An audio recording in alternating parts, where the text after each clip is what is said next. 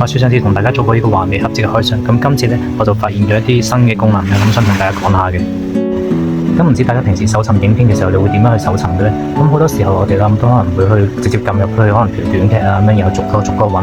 又或者平時好多時啲盒子咧，佢有個語音鍵咧，咁你可以直接撳個語音鍵，然後你口頭上講，咁然後咧你就可以去揾到影片嘅。咁但係咧華為盒子咧，佢有一個新嘅功能比較特別嘅，係其他盒子做唔到嘅。咁我而家咧就同大家示範一下點樣，呢個係咩嘅功能，同埋點樣去做。好啦，咁首先我撳入去其中一個嘅分類啦，譬如好似短劇。咁我撳入去短劇咧，你見到左邊啦，左邊位置會有個搜索掣嘅。咁撳入去之後，你會見到有個掃碼。咁掃碼咧，你就拎你手上另一部電話啦，拎部電話去掃個 QR code。咁然後你就會有條連結嘅，咁就撳入去啦。咁你喺個手機度咧就可以見到請輸入要搜尋嘅影片名稱。咁譬如你打求其一套戲啦，咁我都唔好用戲去示範，你費事一陣間有因為版權嘅問題咁樣以後冇咗條片啦。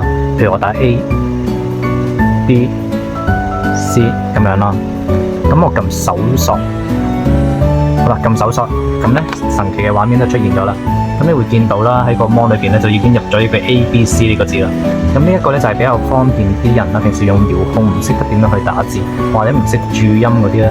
咁呢個因為你平時可能係比較習慣用手機去打字嘅，咁所以咧用手機打字咧呢個功能咧就相當方便啦。咁唔知大家覺得呢一個功能係唔係實用呢？